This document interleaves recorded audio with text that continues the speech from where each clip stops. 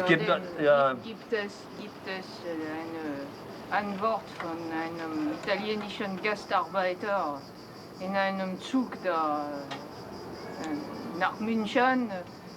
Wir fragen ihn, wie ist das für Sie in Deutschland und ist das nicht zu hart und so. Und der sagt, ja, wo man eine Arbeit hat, da kann man leben. Ja, die Antwort wollte ich auch machen, das ist die erste. Und jetzt die zweite wäre, das ist dann etwas komplizierter. Man wird doch zwangsweise in einer Sprache geboren. Und ja, das kann man hinterher nicht mehr ändern. Genau wie man hinterher kaum noch ändern kann, in welcher Klasse man geboren wurde. Und ja, es hat sich so ergeben, dass ich einfach abgehauen bin, 58, und dass ich dann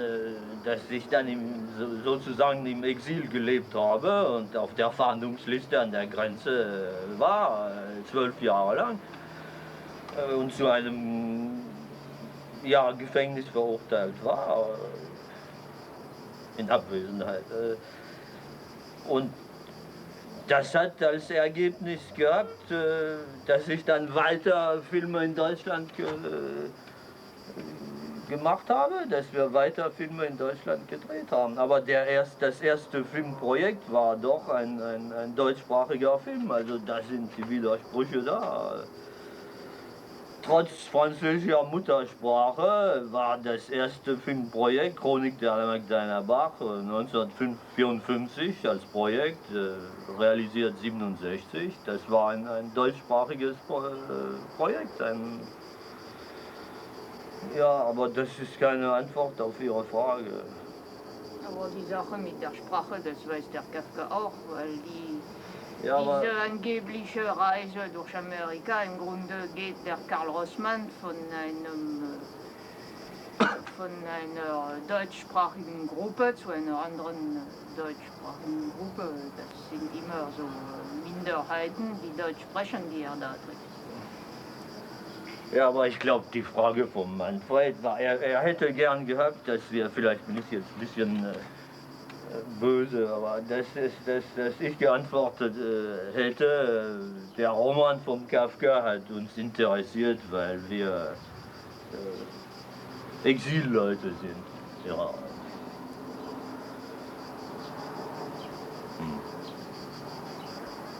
Ja, natürlich ein Roman oder eine Vorlage, wie man das nennt, interessiert nicht einen,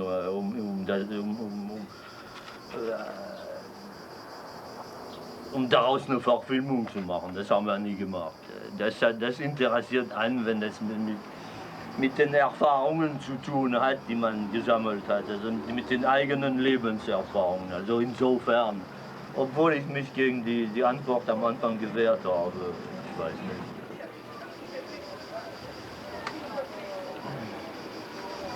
Ja, also warum ich so reagiert habe. Erstens, weil da gibt es ein Jahr bevor der Schönberg starb, kam ein Musiklexikon raus von einem Amerikaner. Beim Buchstaben Schönberg schrieb man etwas über ihn. Da hat er dem Autor geschrieben, sehr gut, was Sie da über mich schreiben, aber über Moses und Aaron vollkommen falsch. Das Problem vom Bild und von dem, was man vorstellen darf und nicht vorstellen darf und so weiter, das ist nicht mein Problem, das war das Problem, das konkrete Problem von meiner Figur von Moses. Nee. Also den Künstler mit hineinbeziehen in das Werk, das ist 19. Jahrhundert, das hat mit mir nichts zu tun. Das wollte ich damit sagen. Ich bin kein Karl Rossmann und der Karl Rossmann ist kein Straub. Man hat damals schon gesagt, beim Bach-Film, der Straub, der identifiziert sich mit dem Bach, weil, hat man geschrieben wörtlich, weil der Bach auch gegen die Instanzen kämpft. Ne? Ein Witz. Natürlich, umgekehrt muss man sagen, was ich vorher gesagt habe, es gibt keine einzige Situation, sagt man das, schlechtes Wort auf Deutsch, aber sagen wir Situation.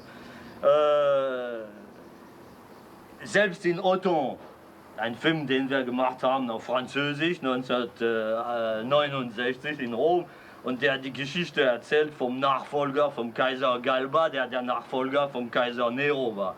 Da drin gab es keine einzige Situation und keine einzige Beziehung zwischen den Personen, die wir erlebt hatten, die wir nicht erlebt hatten, so als Kinder der kleinen Bourgeoisie in Frankreich und so, Erpressungen und so weiter.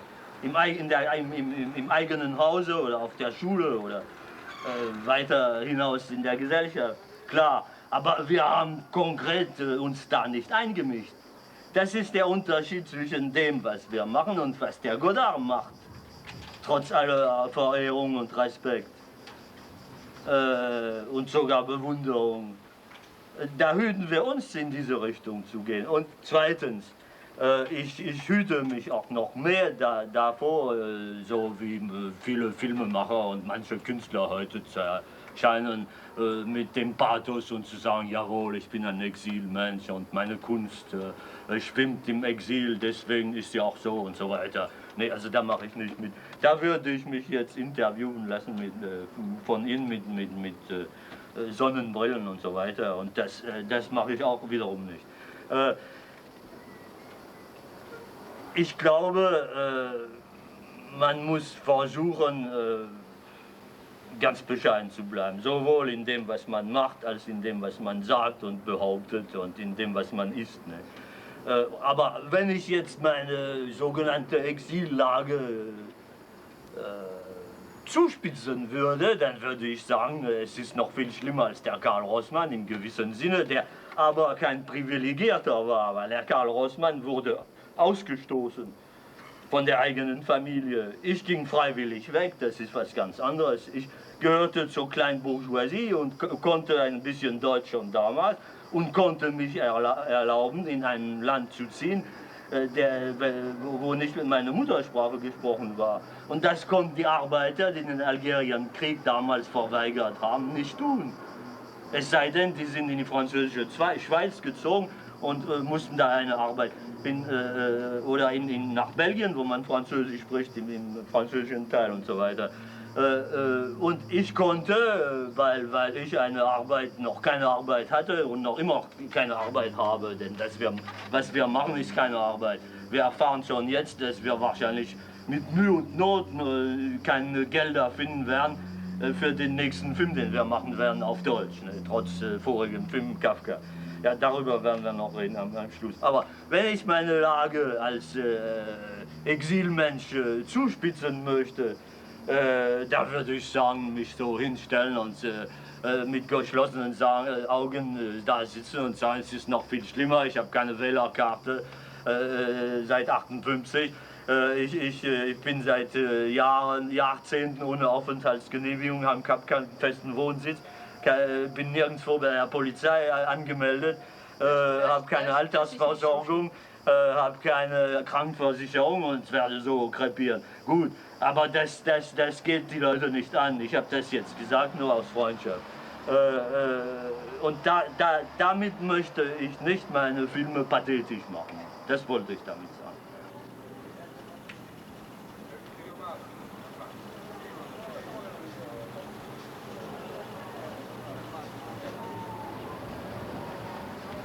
Ja, was soll man dazu sagen?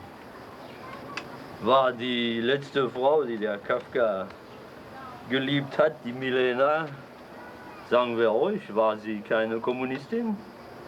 Ist sie nicht aus diesem Grunde in einem KZ umgekommen? Die anderen Mitglieder der Familie sind als Juden im KZ umgekommen. Sie ist als Kommunistin umgekommen im KZ. Außerdem, wo hat denn der Kafka seine Lebenserfahrung gesammelt?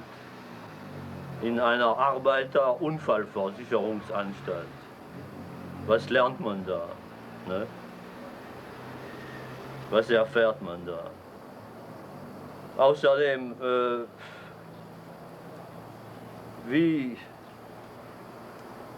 ich glaube, also, wie hat er den Kapitalismus genannt? das System der Abhängigkeiten. Außerdem, wie der Richard Raud in Manchester Guardian da gescherzt hat, das ist doch ein Witz, hat er gesagt, so einen Film so zu nennen. Jeder Film könnte so heißen, gut, aber 90% der Filme könnten so heißen, hat er gesagt. Gut, aber wo ist der Film, der so heißt? Jetzt gibt es den. Betrachten wir das als eine Provokation, aber ich behaupte, dass, obwohl der Kafka kein Marxist war,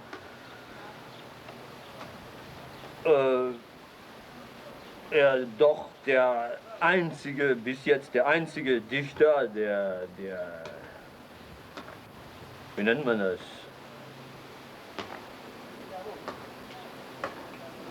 Der industriellen Zivilisation, die eigentlich keine Zivilisation ist. Und was passiert da? Da zittert jeder vor jedem Beamten von oben und da zittert jeder vor dem Verlust seiner eigenen Arbeit und da ist jeder abhängig in seiner Existenz, um zu überleben, vom Geld und von Posten und so weiter. Also, ja, hast du was dazu sagen? Außerdem sind wir ja nicht die Ersten, die gemerkt haben, dass der Kafka, das Gesetz bei Kafka hat doch mit Gott nichts zu tun, das ist das Gesetz der Klassen und der Teilung der Gesellschaft in Klassen. Und wir wollten mit diesem Titel einfach sagen, es geht so und es geht auch so. Und in beiden Fällen finden die Verhältnisse sind nicht statt. Das sind nur chemische Verhältnisse. Es sind Klassenunterschiede. Und die wirken als Klassenverhältnisse und es wird immer abgebrochen. Ja, was wolltest du sagen? Oh, ich glaube, das ist keine Provokation, der Titel. Das ist nur ein Hinweis. Eine provokatorische, ein provokatorischer Hinweis. Oder? Nein. Nein, also keine Provokation, die will nicht. Aber es ist doch kein Hinweis auf eine Interpretation des Romans. Auf was ist dann ein Hinweis? Wie? Es ist kein Hinweis auf eine Interpretation des Romans, oder? Was heißt Interpretation? Eine mögliche Interpretation, die jemand macht, der einen Film nach dem Stoff macht. Aber da ist doch keine Interpretation. Sage ich Ich meine, der Roman hat nie Amerika geheißen. Wir hätten den Film nennen müssen Amerika, Amerika, Amerika. Denn es gab den Griffith, dann gab es den Elia Kazan und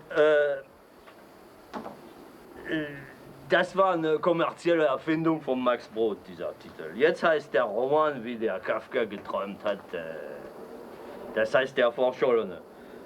Dieser Titel passte einfach nicht für den Film. Ob das eine Interpretation für einen Roman ist, glaube ich kaum. Wir haben ja einen Film gedreht und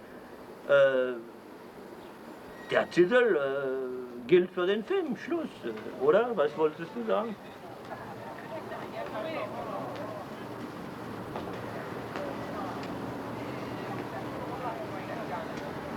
Ein Hinweis keine Interpretation sein kann, sondern nur ein Zeichen, dass man irgendwie die Ohren und die Augen zuspitzen sollte. Das ist alles. Das ist noch keine Interpretation.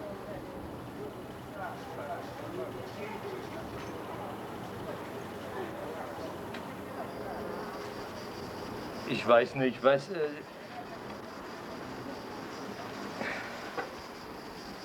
Film ist doch nicht da...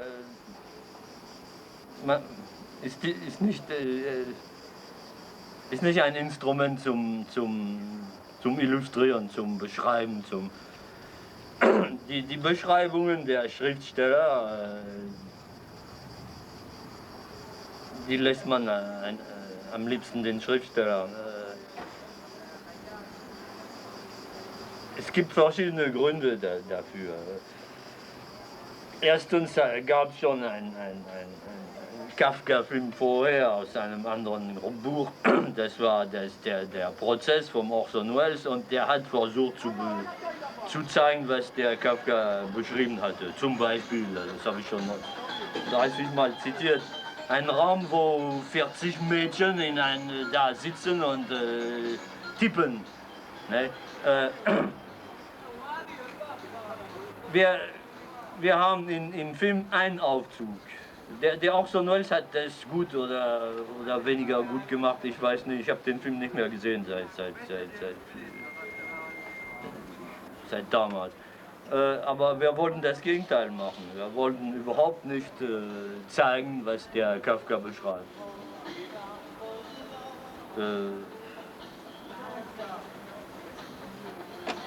Und was würden Sie Man zeigt mehr im Film, wenn man sich auf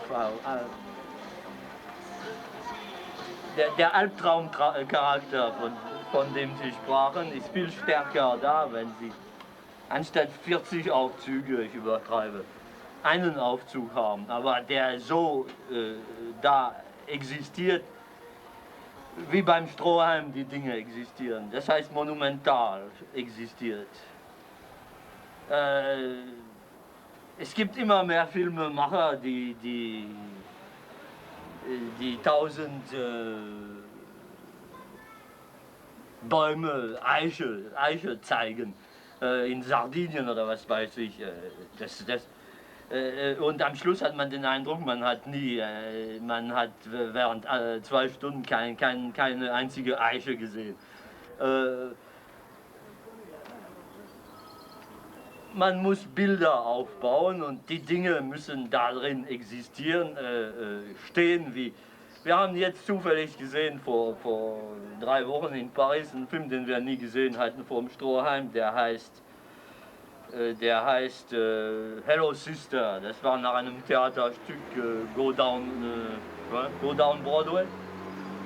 Den hat er nicht mal geschnitten, den haben die verstümmelt und so weiter. Aber alles, was da vorhanden ist, was übrig bleibt von dem, was er geschaffen hat, das existiert so stark, dass man sich sagt, der Strohhalm war doch der Größte. Warum?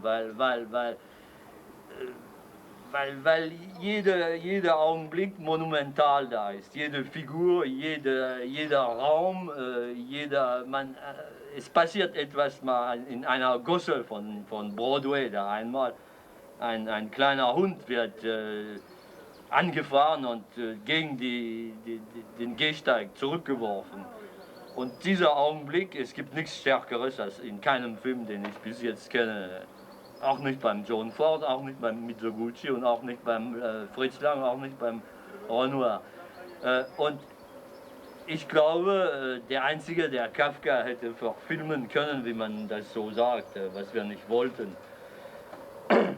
Wir wollten gerade das Gegenteil, wäre der Strohhalm gewesen. Und, aber dann hätte man, wenn man das hätte zeigen wollen, was der Kafka beschreibt, dann hätte man alles nachbauen müssen und das steht für keinen von unserer Generation mehr zur Verfügung, weil die Maschine nicht mehr da ist.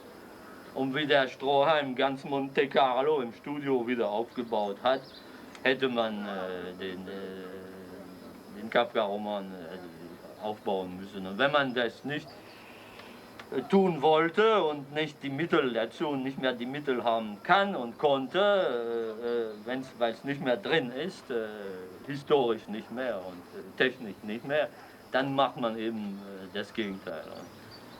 Und dann werden dann muss die Luft sogar existieren. Ich habe von Monumentalität gesprochen, nicht nur die Figuren, sondern ein Aufzug oder ein Raum, sondern auch die Luft oder ich weiß nicht, die Insekten oder was weiß ich. Und das ist ein Bild muss irgendwie stehen. Ein Bild ist nicht etwas Beliebiges.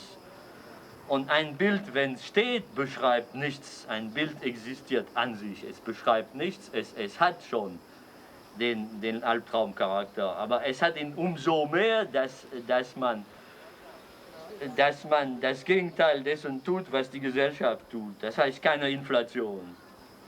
Und man versucht eben das Gegenteil von Inflation zu tun. Das heißt, das meiste zu dichten, zu suggerieren, indem man das wenigste zeigt. Das hat mit sogenannten Minimal Art zu tun. Das ist genau das Gegenteil. Nichts zu tun. Das ist genau das Gegenteil. Das war eben eine Verwechslung zur Zeit vom Buch von Richard, das von Minimal Art gesprochen hat. Das kommt nur daher, dass er plötzlich Dinge gesehen hat, die in anderen Filmen nicht mehr zu sehen waren. Längst nicht mehr seit Griffiths und seit Stroheim. Selbst bei Leuten, die viel größere Sachen machen als wir, wie zum Beispiel, die ich vorher zitiert habe. Aber trotzdem ist der Verlust da, den ich versucht habe klar zu machen.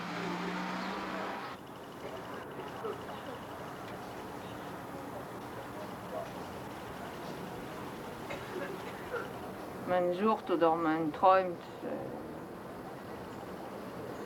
eine Person, von der man auch weiß, was die für Texte zu sagen haben wird.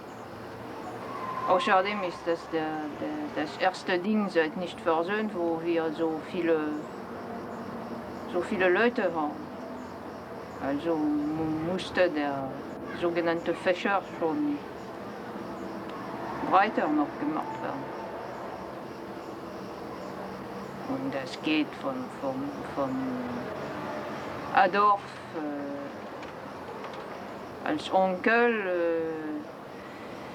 zum Rossmann durch die Liebgard als Therese oder der alte Mann als Diener vom Landhaus. Es gibt Leute, die wir kannten, die gern mit uns gearbeitet hätten und wo wir noch nie die Möglichkeit hatten, wo wir plötzlich gedacht haben, der oder die wäre wahrscheinlich richtig. Und Leute, die wir überhaupt nicht kannten und wo wir gewettet haben. Gewettet, sagt man das? Wie der Karl Rossmann zum Beispiel.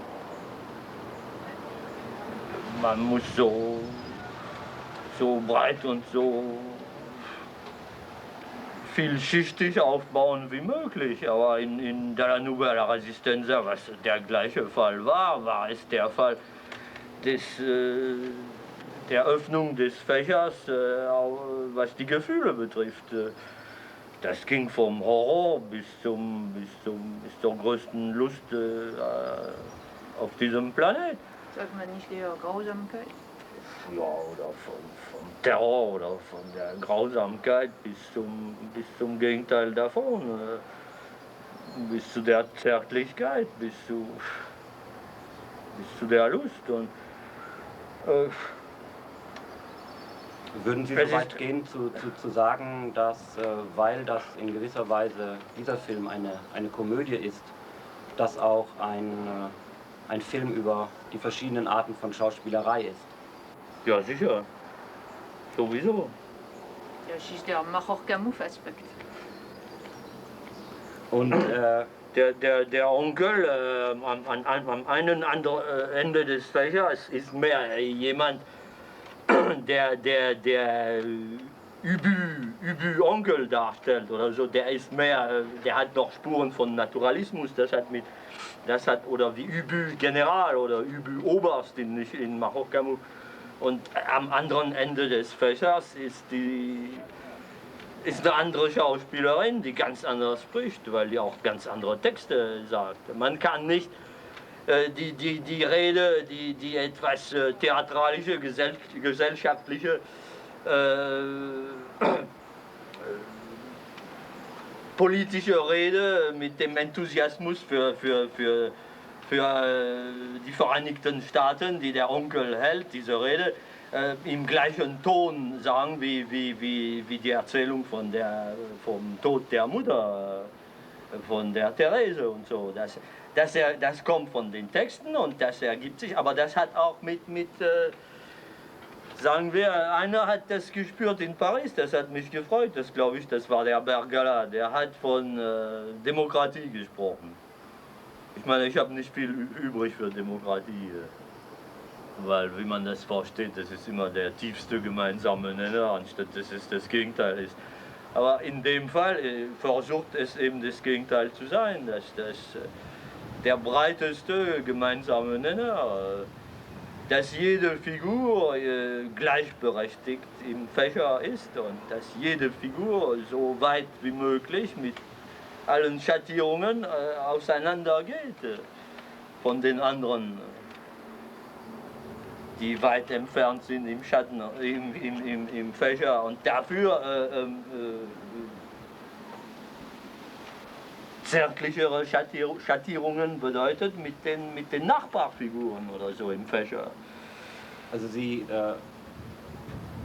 kümmern sich nicht darum... Dass es keine Hauptfigur gibt oder so. Obwohl es zum ersten Mal in unserer kleinen Arbeit, seit dem Bach-Film, das erste Projekt war, aber der dritte Film erst wurde, aus finanziellen Gründen, wo man eine durchgehende Figur zeigt, in dem Fall der Karl Rossmann. Trotzdem, der Fächer, das bedeutet, dass der Karl Rossmann trotzdem keine Hauptfigur ist, obwohl sie eine durchgehende Figur ist. Das ist nicht, auf keinen Fall, was die Italiener einen Protagonista nennen. Und, also ist der nicht wichtiger und nicht weniger wichtig als alle anderen. Und der Hausdiener ist nicht weniger wichtig als der Karl Rossmann oder als der Onkel. Ich habe Sie unterbrochen. Würden Sie sagen, was? Okay, ich fange den Satz anders an. Nehmen wir das Beispiel vom Oberportier, den der Andi Engel spielt. Ich denke, dass seine Art von Darstellerei was zu tun hat mit dem, was der Schönberg Sprechgesang genannt hat, während andere Dinge, die in dem Film vorkommen, etwas zu tun haben mit einer durchaus bekannten und gängigen Komödienschauspielerei in Filmen. Es macht Ihnen nichts aus, wenn es diese Unterschiede als Stilunterschiede gibt. Im Gegenteil, wir freuen uns umso mehr, wenn es diese Unterschiede und sogar diese Widersprüche gibt. Wenn es die nicht gibt, dann ich meine, ein sogenannter Künstler macht den Fächer nie breit genug aus und der mischt die Genres nie genug. Und natürlich ist das ein Risiko, weil es gibt immer einer, der sagt, der ist ganz toll und alle anderen sind schlecht oder umgekehrt, die sind alle ganz toll, nur der oder die fällt aus dem Rahmen. Dann gehe ich meinen Weg weiter, weil die das so beurteilen und so sagen, für die ist der Film nicht gemacht worden und die interessieren mich nicht als Zuschauer. Mich interessieren die Zuschauer, die fähig sind, die Toleranz zu üben, alle gleichberechtigt zu empfinden und zu akzeptieren. Auch wenn die ganz auseinandergehen und man geht nie genug auseinander. Nur muss man das vorsichtig tun, das kann man nicht beim ersten Streich machen, also beim ersten Film. Aber wenn man älter wird und so, muss man umso mehr, umso breiter auseinander gehen, wie möglich. Man geht nie weit genug. Man muss auch vorsichtig sein mit den Personen, die man hat. Aber da wird man immer überrascht, weil eben einer wie der Andi Engel, den hat man, obwohl, sagen wir, der war gar nicht so begabt, wie man sagt am Anfang. Und trotzdem und deswegen konnte man mit dem sehr weit gehen. Da hat er tatsächlich Sachen erreicht, die die anderen, die am Anfang scheinbar begabter waren, nicht erreicht hätten. Und er ist auch genug selbstbewusst, um gemerkt zu haben beim Drehen, obwohl er vorher genauso wie die anderen geübt hatte. Aber beim Drehen zu merken, dass er erst über die 13. sagen wir hinaus seine Freiheit wieder gewonnen hat. Und das hat er selbst empfunden. Also da war der Bewusstsein da, was nicht bei allen der Fall ist.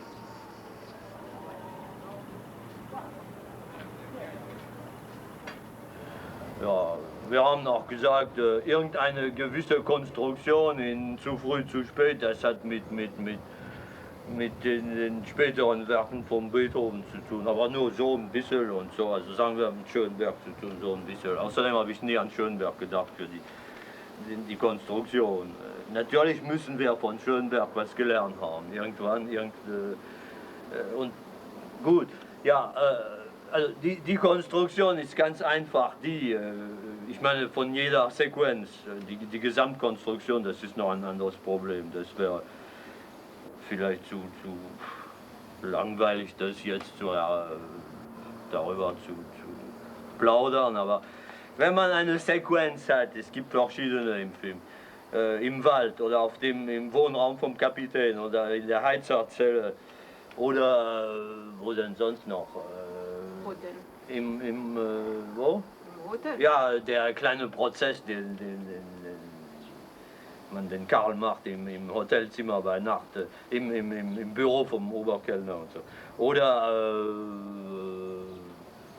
ja, es gibt verschiedene Blöcke, so, die aus, sagen wir, 30 bis 36 Einstellungen bestehen. Und da haben wir immer den Standpunkt, das haben wir schon versucht in anderen Filmen, aber diesmal ein bisschen, sagen wir, systematischer, obwohl ich mich gehütet habe, daraus ein System zu machen. Wir haben versucht, immer die anderen Personen vom Standpunkt vom Karl Rossmann zu zeigen. Das heißt, wir haben nie die Kamera verstellt oder es sei auf ein paar 10 Zentimeter auf einer Fläche von ich weiß nicht, von einem Durchmesser von manchmal 30 Zentimeter, mehr nicht. Grundsätzlich bleibt die Kamera für die 36 Einstellungen zum Beispiel stehen und man sieht 3 Figuren vor dem Karl oder eine Figur oder eine dritte oder eine zweite oder 2 Figuren. Und wenn man den Karl sieht, bleibt der Standpunkt der gleiche. Das heißt, man könnte glauben, zunächst, wenn man die anderen Figuren sieht, bevor man den Karl gesehen hat, das ist eine Ich-Erzählung. Aber das ist eben keine Ich-Erzählung beim Kafka. Er erzählt vom Rossmann und er schreibt immer er. Also ist es auch der Standpunkt, von dem aus man die sämtliche Figuren der Sequenz sieht und den Raum, der Standpunkt, von dem aus man den Karl Rossmann sehen konnte. Und das hat ein bisschen Geduld und Arbeit erfordert. Das war wie Schachspiel, das hat erfordert, dass man den Raum mehrmals besuchte und ja, ein bisschen wie Schachspiel. Denn wenn man den richtigen strategischen Standpunkt gefunden hatte, dann ging es darum, nicht davon wegzukommen. Und das heißt, der Standpunkt ist wie nennt man das? Subjektiver Standpunkt, was vom Karl Rossmann auf alle anderen Figuren, aber trotzdem kein subjektiver, denn es ist auch der Standpunkt, der den Karl Rossmann objektiv zeigen kann. Also es ist eine Verschiebung, ich weiß nicht, wie man das erklären, also das ist sehr konfus, wie ich das versucht habe zu erklären, aber ja, wie? Was wollten Sie sagen? Nein, und du? Und das ist eben eine Methode, die wir langsam entwickelt haben. Es kommt immer eine kleine Entwicklung aus den vorigen Filmen. Das kommt vom Kurzfilm nach dem Gedicht von Mallarmé oder das kommt von der Bar-Sequenz in Dalla Nuova Resistenza, wo man auf die verschiedenen Figuren, die an der Bar standen, diese komischen Faschisten oder Halbfaschisten, und das war der Blick auf sie vom Bastard, der am anderen Ende der Bar, hinter seinem Tisch vor seinem Glas Campari saß. Ne? Und trotzdem war das der Standpunkt, der es erlaubte, denn es war kein subjektiver Standpunkt. Also Aber trotzdem war es ein subjektiver Standpunkt, es war ein subjektiver Standpunkt mit einer Verschiebung, die das Ganze, wo man nicht in Subjektivität reingerutscht ist. Das ist nicht der Blick von Karl Rossmann, das ist ein, kann man sagen, ein brüderlicher Blick. Ja, ja. Ein brüderlicher Blick, warum nicht? Vielleicht kann ich das jetzt was. Ja. Sie als die Brüder von Karl Rossmann. Ja, Komplizen, sagen wir. Also nicht wir, sondern die Der Zuschauer. Maschine. Ja. Der Zuschauer auch. Der Zuschauer ist Komplize, ist auf der Seite von Karl Rossmann, aber doch nicht in dem Kopf von Karl Rossmann. Der Zuschauer ist, ja. Und so wie der Karl Rossmann sieht, so sieht auch der Zuschauer, aber trotzdem, so darf auch der Zuschauer den Beobachter sehen, der Karl Rossmann ist. Und der Zuschauer ist der Beobachter auf den Karl Rossmann und auf die anderen Figuren.